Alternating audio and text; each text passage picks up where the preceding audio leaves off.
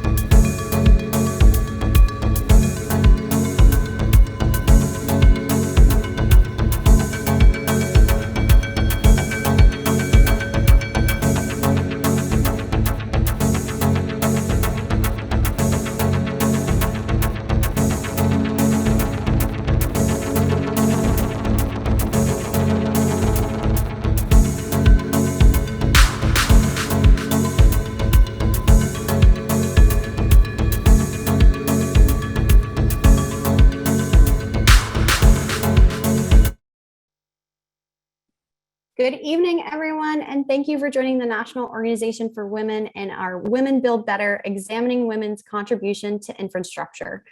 As folks continue to join, we invite you to let us know in the chat box where you're joining from, where you're joining from tonight. And to just go over some basic housekeeping before we begin, we will be doing our best to keep the conversation to 1 hour. We will have a Q&A session towards the end of the hour and would love to hear from you all. So please type your questions for our panelists in the Q&A box and use the chat box for comments and reflections. Please understand that we try our best to answer as many questions as possible as we balance our time together. And with that, I would love to welcome our moderator, now President Christian Nunes. Good evening, everyone. I am now President Christian Nunes, and it is my pleasure to welcome you to our first town hall, examining the vital contributions of women to the infrastructure of this country. Infrastructure, as many of you know, is the very fabric of how our society functions. It has a direct impact on our quality of life from the moment we are born, and it continues into our elder years. Having the right infrastructure in place enhances our standard of living and empowers us in our education, our work, and our home lives. So today we're going to be really talking about women's contribution to infrastructure. But when key infrastructure resources and systems are lacking or are under-resourced, we know it can cause a negative ripple effect throughout our lives. So the world infrastructure often brings to mind bridges, right? We think about roads and electricity, but it's so much more than that. It's about equitable and affordable access to public health services, paid family medical leave, affordable childcare, and elder care, which is too often lacking, especially when we talk about BIPOC families and those in lower paying jobs and other marginalized communities. And it is women who suffer the most when these basic human services are denied. That is why infrastructure is 100% a feminist issue. We must put women at the forefront of this conversation, especially women of color who have been mostly affected by the failures of the current infrastructure systems. They're also the ones who have experienced and have experiences and know the knowledge to come up with solutions to fix the crumbling system as it's currently existing. Simply put, women build better.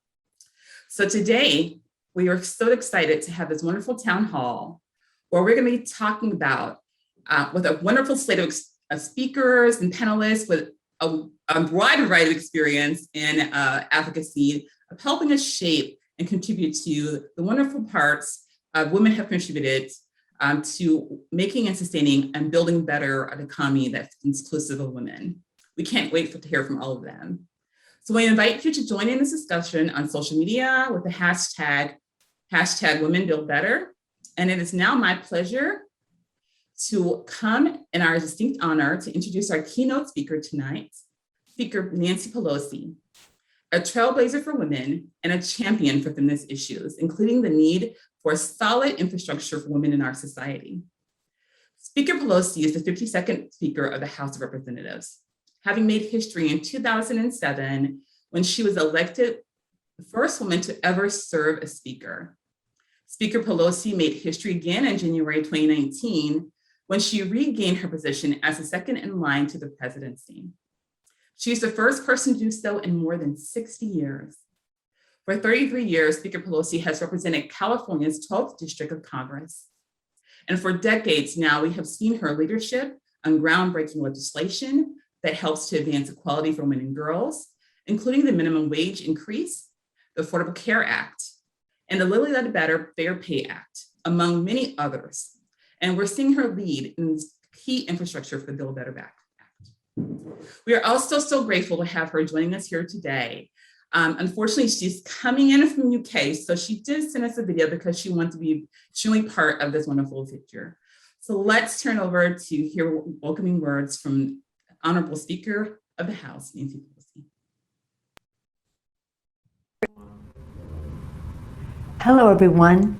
As House Speaker, it is an honor to bring greetings from the United States Congress to now's discussion of how women build better. Thank you, President Nunes, for inviting me to participate in today's important conversation.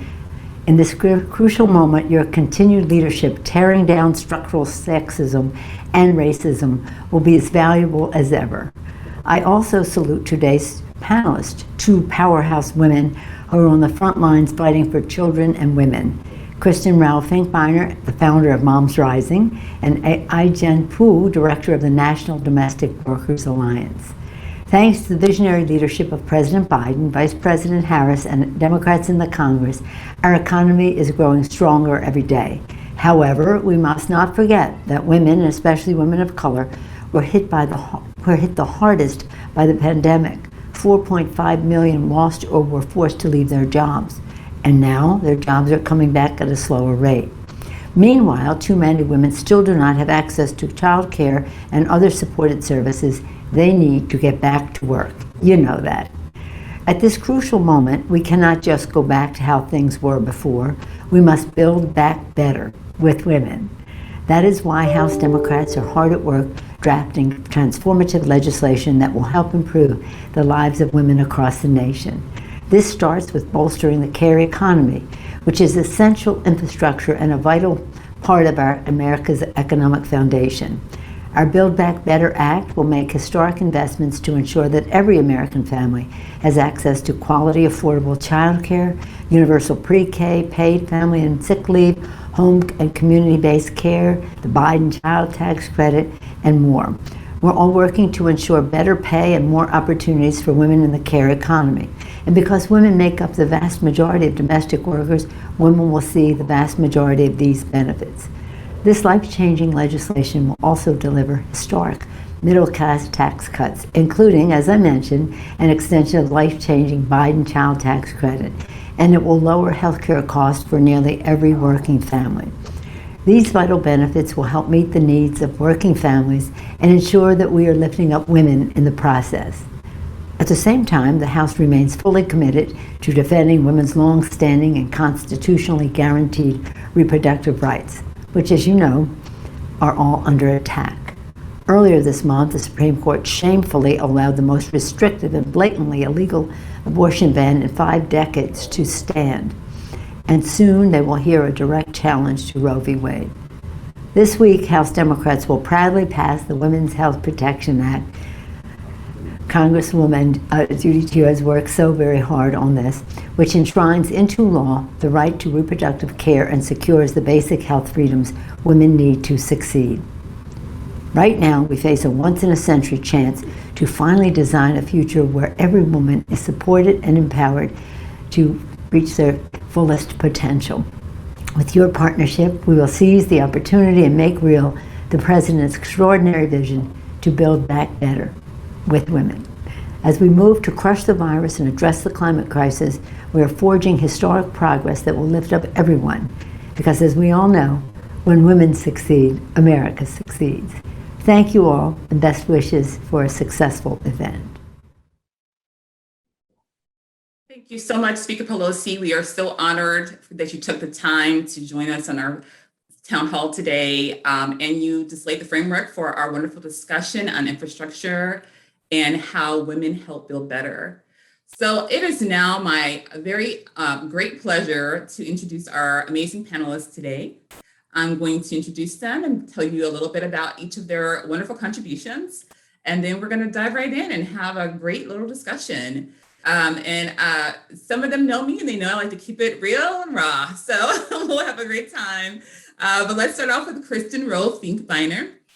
Kristen is a co-founder and executive director of Moms Rising, an organization with over 1 million members across the nation that is working to increase economic security, decrease discrimination, and to build a nation where everyone can thrive.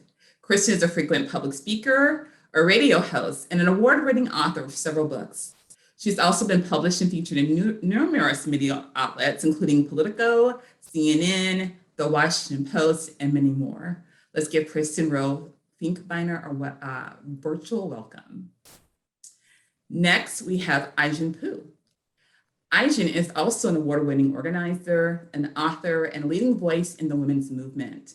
She's the executive director of the National Domestic Workers Alliance, director of Caring Across Generations, and co-founder of Supermajority, and co-host of Sunstorm podcast, and a trustee of the Ford Foundation. Ai-jen, I don't even know where you get the time, but Ai-jen is a nationally recognized expert on elder and family care, the future of work, and what's at stake for women of color. She is the author of the celebrated book, The Age of Dignity, Preparing for the Elder Boom and a Changing America. Let's give Ai-jen Poo a virtual warm welcome. And our third panelist we have is James Fukuda. James, whose career has spanned the worlds of both finance and real estate. He's been involved in development of hundreds of thousands of square feet of commercial and residential real estate, including affordable and low-income projects in the United States. In addition, he operates numerous homeless shelters, including those for the LGBTQIA and HIV positive people. And he also operates rent-subsidized units for veterans and assisted living facilities for older people. So let's give James a nice virtual welcome. And our last but not least panelist is Amy Inosoa. Amy is the amazing president and CEO of MANA, a national Latino organization, the oldest and largest Latina membership organization in the United States. Since 1974, MANA has been the leading voice of Latinas in the areas of health, financial well-being, education, and technology access, environmental concerns, civil rights, and diversity and inclusion. Amy currently serves as the secretary of the board of directors for the Hispanic Association on Corporate Responsibility, and as a member of the board of directors for the National Hispanic Leadership Agenda. So everyone, please help me give a virtual warm welcome to Amy Inosoa. This is going to be an amazing panel. So we're going to jump right in. And my first question is going to go to Kristen. This year, Kristen, Moms Rising released a care economy storybook that captured powerful stories illustrating how our country's inadequate care infrastructure hurts families, businesses, and our economy. Can you share with our audience and tell us a little bit more about what you mean by care economy, and tell us a little bit of the top recurring themes you found in these stories that you collected from the various families you interviewed? Thank you. And it's such an honor to join everyone here tonight. Thank you, thank you, thank you for bringing us together and for your leadership. At Moms Rising, we're hearing from people across the country what we already know. The data is in, and the pandemic has had an outsized impact on women and moms, with women of moms of color experiencing compounded health and economic harms. Our care infrastructure has been unraveling for decades and decades and decades and decades. And with the pandemic, it unraveled altogether. So it became even more clear that just like we need to build bridges and roads to get to work, we have to build a care infrastructure, a care economy, so parents can thrive, so parents can go to work, so children can grow and learn, so care workers can earn living wages, and so we can address gender and racial inequities. At the same time, we need to grow our economy and boost our businesses. And the good news is that putting forward what is a care economy package actually does advance us toward those win-win-win goals. We're talking about, as you just heard, paid family medical leave in a universal way, so everyone has it and for always. And I just want to step aside here for a moment and say that right now, only 8% of low-wage workers have access to some form of paid family medical leave, and only 20% of people overall do. So we're in a ridiculous situation that even our Federal Reserve chairperson is saying is hurting our international competitiveness, that we're behind all other countries because we're the only country of 3 that don't have this critical policy in place. So that's one part of the care economy. The other part of the care economy is we need universal childcare. We need childcare for all. Childcare costs more than college in the United States of America right now. And we just during the pandemic had 32% of all the women who were pushed out of the labor force specifically because of lack of access to childcare.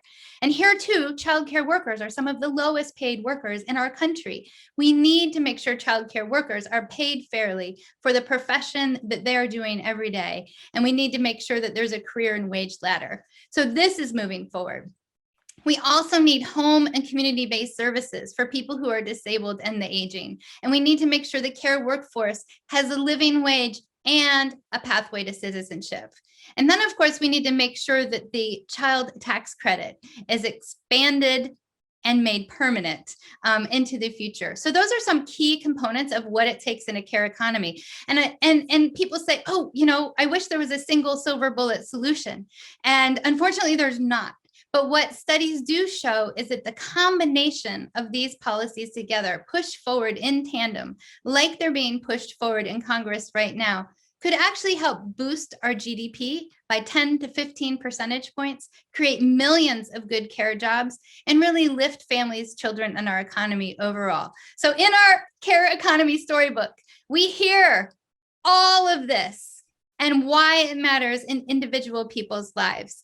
And one of the things that's important is sometimes you tell people facts and figures and they're like, okay, whatever, that's super boring. But then they remember the facts and figures when you hear stories from people like Jessica in Hawaii, who lost her small business after her childcare program closed because of the pandemic.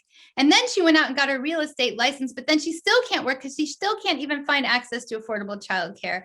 So now she's completely depleted her savings. And we hear stories from people like Tammy in Kansas, who was forced to take unpaid leave during the pandemic to recover from open heart surgery. And then she had to return to unpaid leave when her children's schools closed. And now she has $0 in her bank account. And the list goes on and on and on of stories of why it's not just the right thing to do, it's the smart thing to do to build the care economy, to build a care infrastructure that can really address multiple factors that are impacting women, and particularly women of color right now in America, at the same time as we boost businesses and our economy. So thank you. Thank you so much, Kristen. I mean, I think you just hit every top of every nail on the head, right? With this, what Ted just opened it up for us. And I mean, there were some very key points she made, and it's about how infrastructure includes so many different important things, like comprehensive paid family leave. And so my next question is going to go to Aijen. We're talking about comprehensive paid family medical leave, childcare, and elder care. And I think this is really important work that Aijen's been doing about elder care. When we're talking about, care, and care as part of infrastructure, and a lot of times we forget about that. And when that's inaccessible and unaffordable, it's really, truly overwhelmingly affecting women, we know, right? Because women are the primary caregivers in many homes. And so women are forced out of the workforce, as Kristen clearly identified for us, and they're also forced to take unpaid caregiver roles, which obviously, also said, it deeply impacts our economy. And so when we're talking and making this argument for fixing or traditional infrastructure in the current system, our infrastructure is broken, right? And it's outdated. Mm-hmm. So Aijen, tell us a little bit more as how can we convince policymakers and the public to really buy into a care infrastructure, mm-hmm. and not buy into the traditional infrastructure that's already broken? Mm-hmm, mm-hmm. Well, I think we're at an advantage because we've all just been through this crazy pandemic and we're still in it. And I think before the pandemic, most of us thought about our caregiving responsibilities as a personal individual responsibility, mostly to be shouldered by women in our households. And if we couldn't figure it out, like if we couldn't afford the care that we needed or we couldn't find the right services, that it was a failure, a personal failure, that we didn't have the right job or we didn't save enough money or we did something wrong.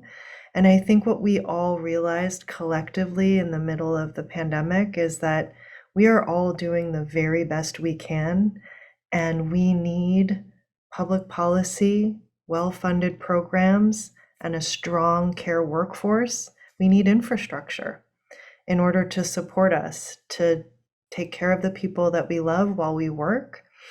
And I think that that awakening, that care awakening, is our biggest opportunity to address this outdated, broken patchwork infrastructure that always feels like a crisis for us as women. And right now, I think we're also in this moment where the demographics of the country are changing, where we have 4 million babies born per year with millennials having families, and we have 4 million people turning 65 every year because this huge generation of baby boomers is aging and living longer.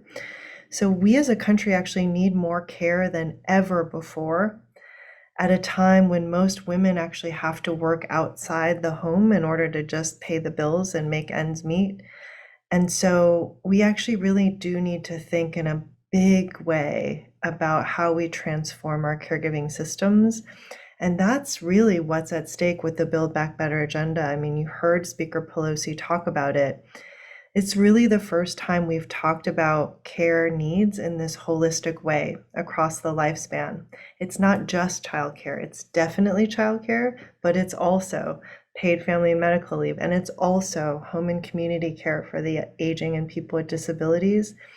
And it's the first time we've really been talking about the workforce of care workers who have been excluded from equal rights and protections since the New Deal because of racism, because this work of care work, especially in the home, has always been associated with Black women and women of color and immigrant women. In the 1930s, Southern members of Congress refused to support the New Deal labor laws and benefits if they included equal protections for farm workers and domestic workers who were Black at the time.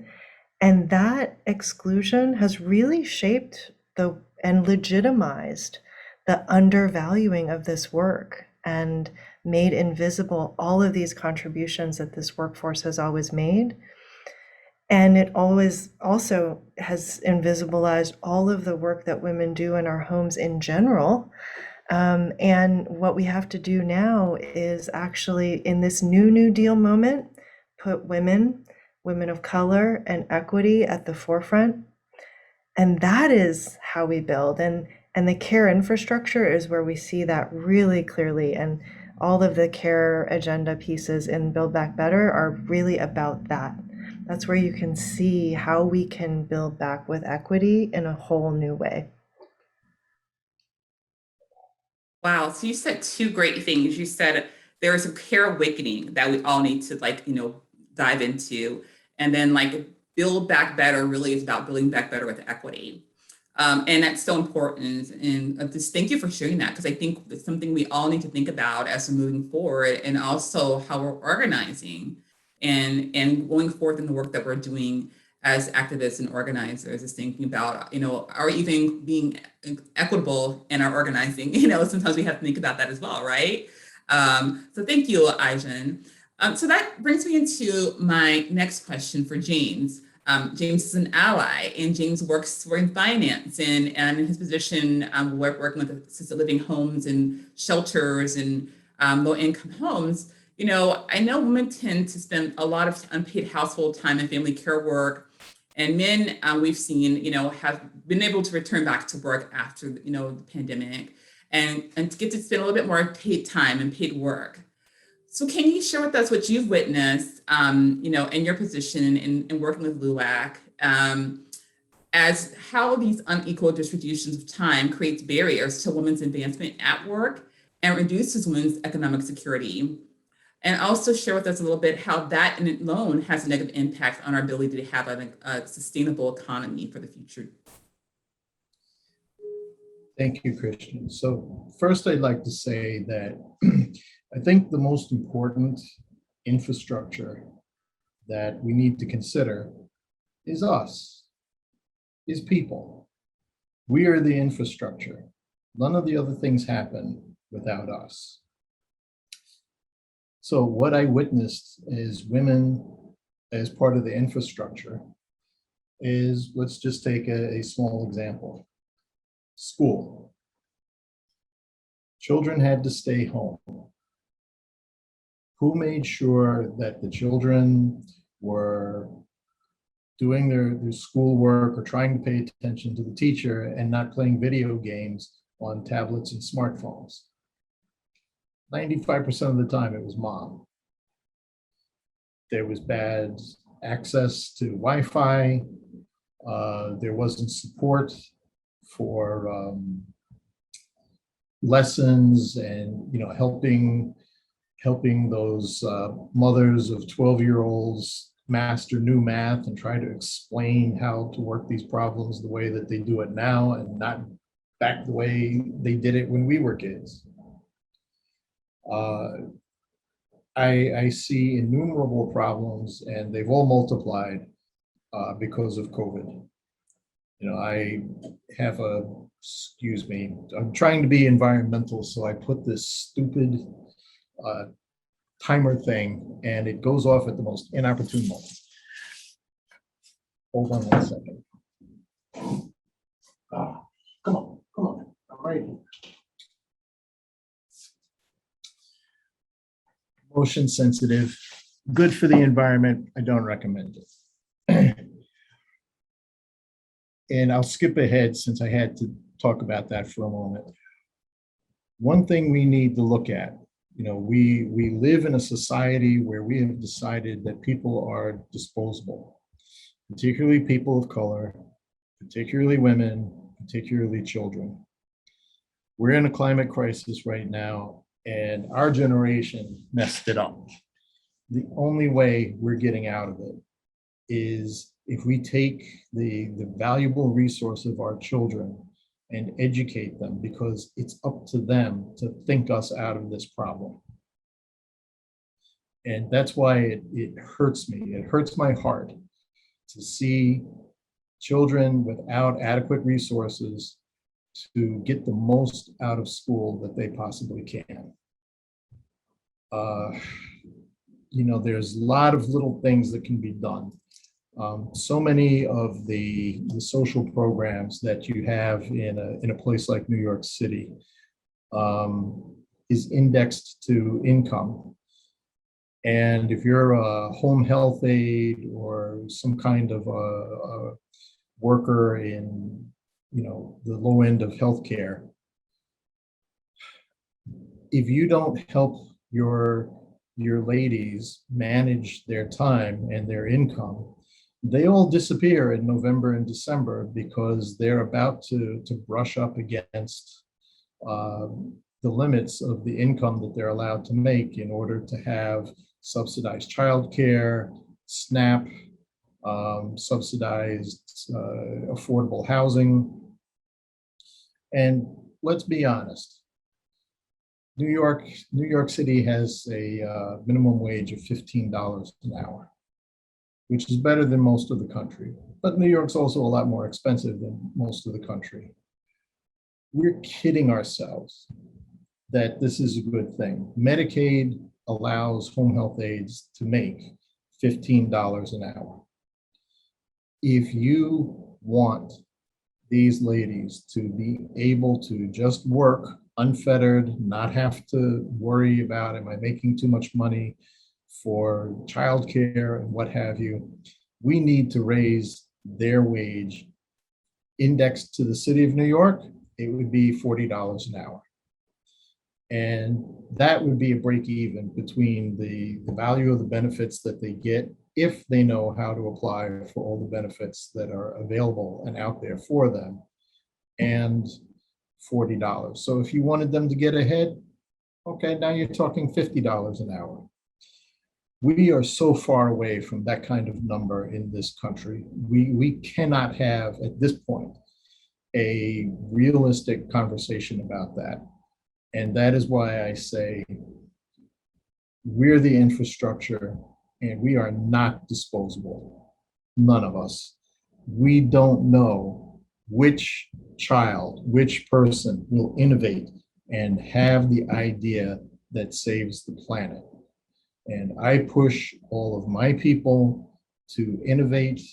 I make platforms like Salesforce available to them, and I encourage them to copyright their intellectual property so that they get a stake in the system and they start to become little capitalists in their own right. Should I shut up now, Christian? Oh, no. Thank you so much, James, for your contributions. So I heard some key points what you're saying, and one of the most interesting things you said was, if you look at the index and cost of living and what people are actually paid, and it doesn't measure up, and that a lot of workers that you interact with have to actually disappear or stop working because there's fear that they're going to lose their benefits, the benefits they do have, because of an income cap, or a place where you only can make so much money. And if you make over that, then you're going to lose that benefit. And the reality of it is, if you think about it, like we're saying, if they're only making $15 an hour, but the cost of living to be able to afford a 2-bedroom apartment and pay all your bills is actually going to equate to $40 an hour. What are we really doing? What are we really doing how are we creating economic security when we're making people have to choose with totally stop working, which eliminates all their income to hold a few benefits, versus being able to reevaluate how we're providing benefits, how we're providing wage, and eliminating the gender wage gap, and doing these things to really help and improve women's economic security as a whole. So those are some great points. So this is going to take me to our next panelist. Thank you, James. Amy, and because James highlighted talking a little bit about the COVID pandemic, and we saw during the COVID that they created what we call a she session, with women losing their jobs at higher rates because they worked in customer facing sectors and care industries. And we also saw that Black and Latinx women were disproportionately impacted by these job losses. I think there was a statistic that came out that in December of 2020 alone, there was 144,000 jobs lost, and every single one of those jobs lost were jobs by women. And everyone's highlighted, Kristen's highlighted, Aisha's highlighted, James has highlighted that, essentially, there was this sacrifice that women had to make from COVID that's kind of carried over about, do I care for my family or do I work? And that's just and disproportionately impacting women, and it's unfair and it's unjust, right? So how can we make, Amy, institutional changes that prevent this from happening again when we, every day, but even if we have a national crisis? And how can we support women workers, particularly BIPOC women and marginalized women in these fields? Thanks so much, Christian. Such a great question. And first of all, thank you so much for your leadership and the leadership of NOW to always stand front and center on these issues and to lead on all these issues and all the advocacy efforts. And, I'm just so proud to be on this panel with, such luminaries who really do this incredible work day in and day out. You mentioned that so many women of color lost their jobs, haven't been able to re-enter the workforce. And I think that we need to make the correlation to the fact that the economy is still struggling to come back to its, full strength. Those two things are inextricably linked. And I think that a day of reckoning is coming when the United States reemerges from the COVID pandemic. Our country is going to have the benefit of hindsight and experience to really understand who among us kept the economy moving and serve the essential functions in our darkest of times, right? And obviously women are the answer to that. Women shoulder a significant portion of the burden, not only in their workplaces, but in their families. They kept our essential industries open, even in the most dangerous of conditions. And so I think it's really time for us. And I think that the infrastructure bills that are out there really need to help us recalibrate how we think of and value women as workers and the backbone of our economy. For Latinas, almost 1 in every 5 women in the United States is Latina. In the top 6 occupations, Latinas hold are maids and housekeeping cleaners, cashiers, customer service representatives, secretaries, administrative assistants, janitors, building cleaners, and retail salespeople. That's to say nothing of the approximately 900,000 Latinas who work across the country to pick and pack our food. So when you think of the industries and businesses, and women across the board work predominantly in these fields. So when you think of the industries and businesses that were deemed essential, when the world shut down, it's easy to see that women really are the backbone that keep our food supply chain working, our restaurants, grocery stores, hospitals, long-term care and elder facilities staffed and taken care of.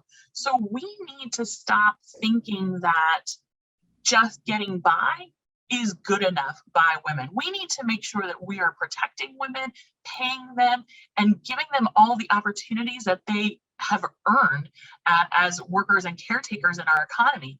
Latinas still only make 55 cents for every dollar earned by a white male counterpart. Most essential workers don't have insurance benefits or good ones. They don't have hazard pay, paid leave if they get sick, and far too many still make barely minimum wage. But until that day of reckoning arrives, when we're clearly able to see women as essential to the American workforce, we have to make sure that we as advocates are fighting to demand that they are paid a fair living wage, that they're given the necessary paid family and medical leave, health insurance, workplace protections, affordable childcare, access to a secure retirement. These have to come up to the front of our conversations. Until then, we're not going to get back to the full strength of the economy, because with women being the backbone of the economy, we have to shore them up first. So we have to understand and demand that women are given the dignity that comes with the pay and benefits and protection essential to their health and financial well-being. Anything less than that from our lawmakers, and I should say Speaker Pelosi for her entire career, not just in this Congress, but her entire career has been such a champion for women and girls and families. And so this really is the next iteration of that. But if our lawmakers don't make that concerted effort, they're telling us that they do not value the contributions of women to the American economy. And if past is prologue, we want to make sure that the enduring lesson of COVID is that women deserve to live in the world that they build and work so hard to maintain. And we want to make sure that they're valued and compensated fairly. When we talk about essential workers, women are essential, and we have to make sure that they are taken care of in every way that they need to be successful in their home lives and in their careers. Well, okay, Amy. Yes. One of the important things I just resonate with me is you said, live in a world where women build and maintain. And I think we're all really talking about that today, right? This evening, we're talking about the fact that women have been the backbone of our country. Women have been sustaining our infrastructure and our economy. Women have been, taking the risk. Women have been doing so many things. So we have to make sure that we are giving back to women, right? And that we are recognizing women for their contributions to maintain our families, to care for our families, to contribute to our infrastructure, contribute to our economy. So this question is for everyone. Kristen started highlighted on it when in her response. But we did recently see some bipartisan consensus surrounding the Infrastructure Investment and Jobs Act and its ability to grow the economy. And as they said, is that if we include childcare and parental leave, how it would alone lift our country's long-term real GDP growth by 10 to 15 basis points. So do you think that this is for anyone, the whole panelists, do you think there is a real possibility of getting bipartisan support for this care infrastructure package based on statistics like that? And anyone can feel free to start and respond.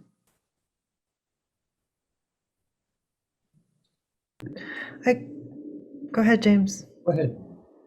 Well, I was just going to dive in and quickly say that we've been doing lots of polling of voters around the country. And the interesting thing about this is that Republican voters, independent voters, and Democratic voters all support these policies. And these policies actually, they just kind of pull through the roof, especially home care for the aging population. Everyone's got a parent that they're worried about, that they're trying to care for. Childcare, paid leave, these policies are incredibly popular across partisan lines. So I think it's like whether or not we can get to bipartisan agreement, there is transpartisan agreement on the ground in communities all over this country, and we have to really tap into that in order to get this done, I think, and it's one of those issues where we really can.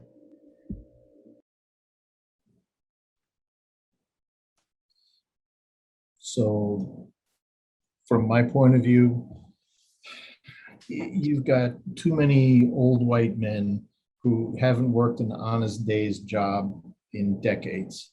So I don't think they understand what the modern workforce is about. I mean, during COVID, I had a problem holding on to a lot of my workers, male and female, particularly female, because they did have children at home and they had to worry about childcare and they had to worry about school and lessons and things like that. I goosed up our broadband and designated a clean room for the children where they each had a workstation and they could do their lessons and mom could pop in on them from time to time just to see what's going on, because my investment in them as workers was too great. And they get along too well and have established relationships with our clients. Couldn't afford to let them go. If you haven't touched that kind of workforce in decades, you don't know that. And I think that more than anything is an issue of getting corporate money out of politics, because you don't have representatives that really know what real people face day to day, just trying to get by. Great points, James. Thank you. Kristen, did you want to respond? Sure. Just to add in to what Ijen just said and to what was just said, the answer to is there bipartisan support is a resounding yes. We've seen many of these policies, in fact, march forward at the state level across the country with bipartisan support from elected leaders. And now that we've reached our nation's capital, I just want to underscore, we are in a once in a generation moment, standing on the edge of real transformational change because of the voices of moms, of dads, of people who have ever had a parent, and of people who have at one time been a child in their life.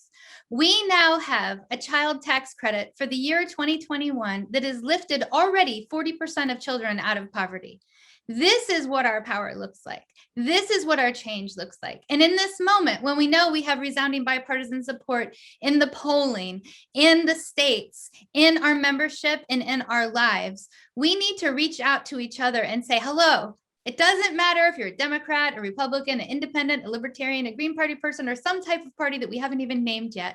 It's time to call your member of Congress right now. Congress is deciding, just to be clear, right now about whether or not this infrastructure package is going to move forward. The conversation we're having today is not theoretical. This is actually happening. And it's happening because people like you who are on the Zoom with us right now, people like you who are watching, picked up a phone, and then millions of people picked up the phone behind them. So I will just share with you, if you want to Google your member of Congress and pick up a phone and call them and say, pass the care infrastructure immediately, they'll know what you're talking about.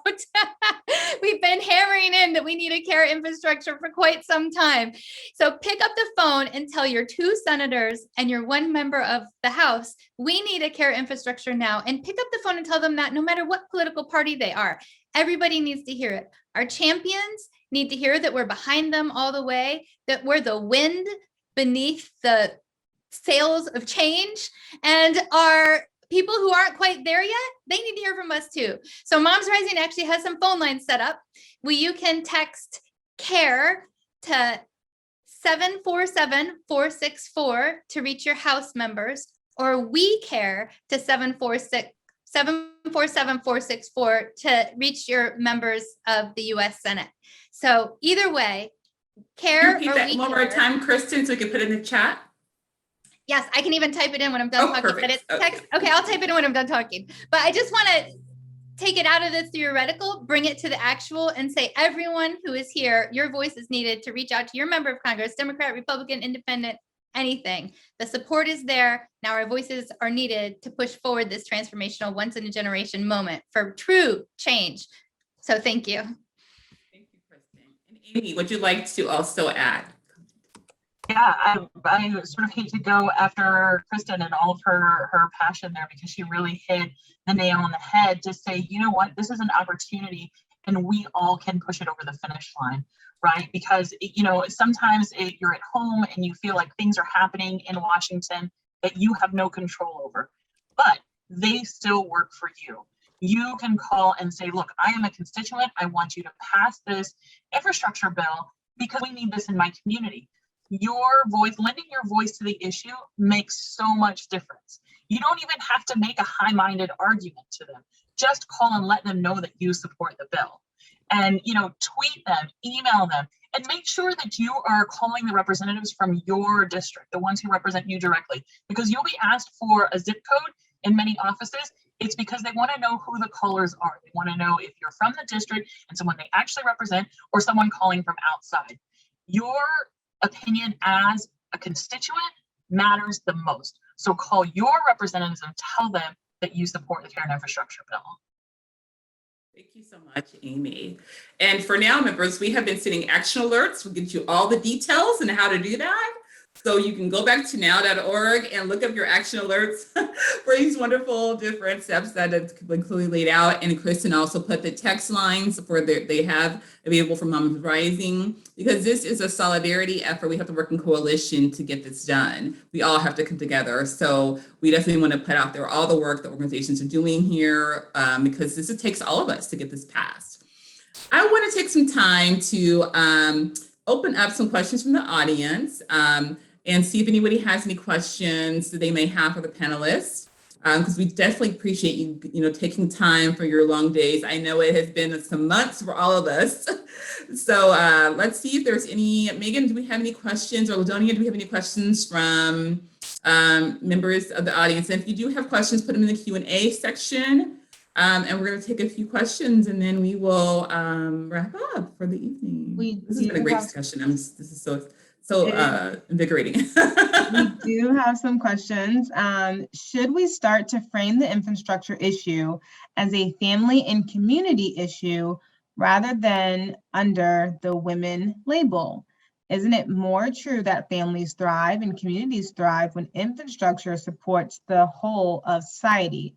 It seems historically labeling anything as a women's issue puts it on the back burner as if it is a niche issue. This is coming from a former NOW member and chapter president. Anybody, feel free to dive in. I think it's a both and here. I mean, the thing about women is that we're like, somebody I think chatted that we're the majority of the population. We're the majority of, well, before COVID, workforce and college grads, and there's like majority of everything, which means that we're not niche, we're kind of defining of the whole of the country and the experience of our economy and our democracy. And so I think we should really live into that, that power and that that influence. And at the same time, I think it is true that historically things have because of sexism, right? Things that are associated with women have been marginalized. And so we are in a both and moment where we both want to like live into our power, our majoritarian power. And I think that we want to talk about the issues that women care about as majoritarian issues. And however you want to do that, I think is really, it depends on the context. And sometimes I think we talk about them as family issues. We've also been talking about them as economic issues, because it's all true that these issues having to do with care is all of those things. And it depends, who you're talking to. One frame might resonate more than another, but I hear your point, and I think I definitely think it's something to think about. Thank you. And then we have another question. How do we? Did anyone else want to respond before we go forward with anyone else want to respond? Oh, yes, please. Okay. So hearing that question reminds me of a singer from long, long ago named Helen Reddy, who had a song called I Am Woman, Hear Me Roar. I think it's time to roar. Then women's issues don't get marginalized. Good point. Thank you, James. Ladonna, you want to move to the next question so you can get some other. How do we convince Republicans to support Build Back Better? How do we persuade them that women and children are resources, and it is important to have this vision that we will enrich the country as a whole? On the convincing front, one of the things that's really important is your story has so much power. For example, either you've had paid family medical leave or you have not had paid family medical leave. And either way, you can share a story of how having access to that policy helped you or not having access to that policy harmed you. Your story does not need to be a novel. Your story can be 2 sentences. Of course, it can also be a novel, and we support that. But I alluded to this at the beginning, and we see this in the stories booklet that Moms Rising is sharing, is that we're really showing that when this many people are having the same types of crisis at the same time, we don't have an epidemic of personal failings. Instead, we have a national structural crisis that we can and must solve together in a way that advances equity, equality, as well as businesses and families. And so I think it's really important, as we're here in this moment on the cusp of truly transformational change, to say, do I have a story that I can share with my member of Congress? And if that member of Congress is a Republican, please, please, please double down on sharing your story. Because as we've also noted, our Congress is not representational of our country.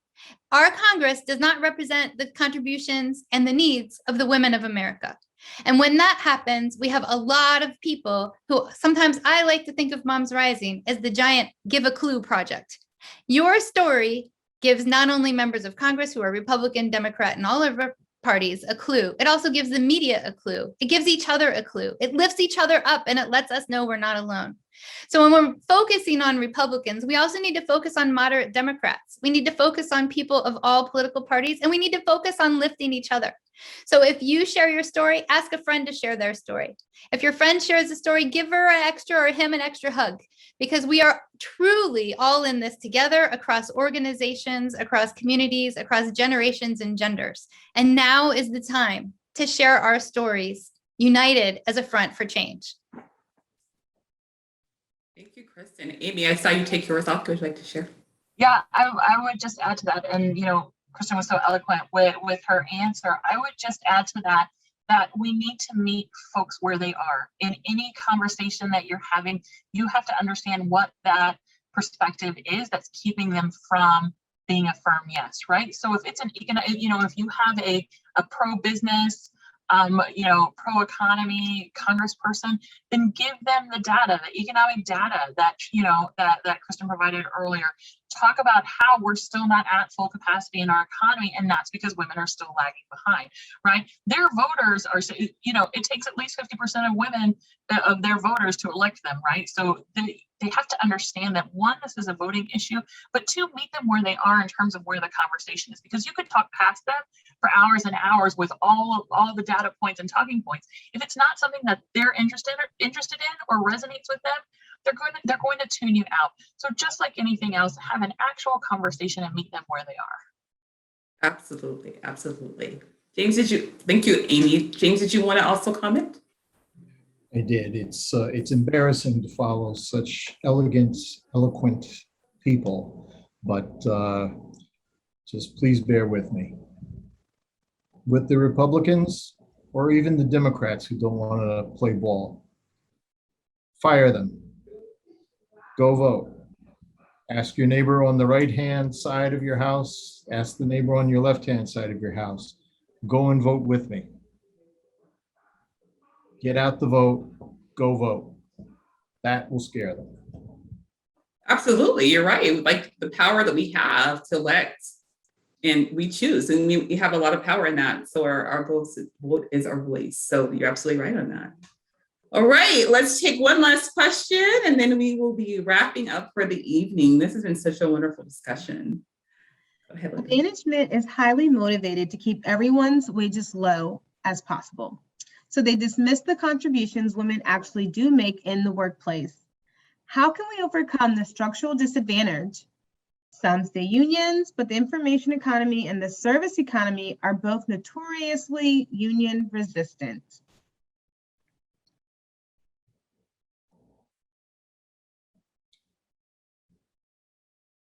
So know your worth. Do the research, know what you contribute to the company. And if your boss won't give you a raise and what you're asking for is fair, then leave. That's a really hard thing to do. It's scary. I know that. But there are other jobs out there. I promise you, there are other jobs out there. Know your worth and stand up for it. I also will say that it's always good to connect with your coworkers in a workplace, whether or not you're starting a union process, breaking out of the isolation of whatever you're dealing with and finding community with your coworkers and thinking about collective solutions is actually, you have leverage as somebody who, makes everything possible in the company. So working together, there's probably a lot of things that you can address whether or not you're on a path to unionization. And I am a big fan of unionization, by the way. I think it's a really great way to secure a voice on the job and to secure that your benefits and make sure that standards in the workplace are fair. And so, so I would look into that. I wouldn't necessarily think like, oh, there's low levels of unionization. It's impossible. Nothing's impossible. And women are always told things are impossible, and we always make them possible. So there's that too. I would also add that we're starting to see this already bear out in the market, particularly in the service industry. I think that we've all seen restaurants that have limited hours because they don't have enough staff to come in and work. They're not willing to come in and work those times under those conditions, and for that pay. We've even seen Amazon raise their entry salary for some of their jobs to $18 an hour, because the market is just at a place where folks are not willing to put their health and safety on the line for their jobs. And the other thing that I would add is that if your business model as a business owner doesn't allow you to pay folks a livable wage, your business model does not work. And so I think that we need to start seeing the tide turn in favor of workers, so that these employers understand that they cannot mistreat workers, underpay them, undervalue them any longer. It's just not worth it for someone's health and safety anymore. So I think we're seeing it happen, but it needs to go faster.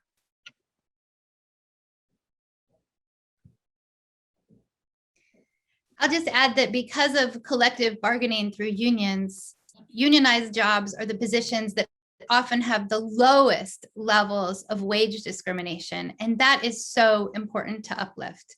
And when we're talking about wage discrimination, another way to address wage discrimination is actually to pass the composite list of policies that are in the care infrastructure. Studies show that when people of all genders have access to paid family medical leave, to affordable childcare, to living wages, to equitable healthcare, and more, that we actually decrease the wage gap between moms and non-moms significantly. And importantly, when we talk about the wage gap, what's happening right now is being a mom is a greater predictor of wage and hiring discrimination than gender, and moms of color experience compounded wage discrimination due to structural racism. So we see that Latina moms, for instance, are earning as low as 46 cents to a white dad's dollar. This is ridiculous. So there's many paths forward to helping to narrow the wage gap.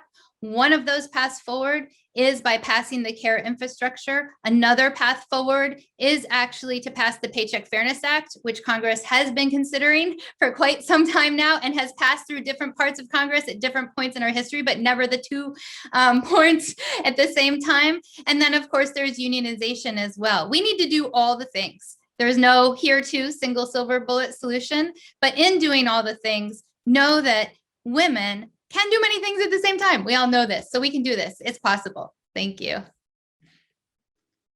Absolutely. Aisha, did you want to say any last words or? I just wanted to say thank you to you, Christian, and to Now for your voice and your power and all of the Now chapters around the country. Now is our time. Now is our time. And Now knows how to organize. So let's do this. Let's get this across the finish line. Absolutely. Absolutely. Well, we just thank you all so much for coming out this evening and being with us and sharing your expertise and your wisdom and your perspectives. And we just thank you so much. It's been a wonderful discussion. I know we look forward to continuing to work with you all and partnership and coalition partnership as we move forward to guarantee that we have care infrastructure. And we are amplifying the voices and narratives of women and making sure that they get the equity that they deserve. And so as we go forth, we want to make sure we're connecting and sharing resources. So if you have resources you'd like to share, please send them forward. We'll get them out to our membership. And we'll continue to move forward until we make sure that the Senate passes.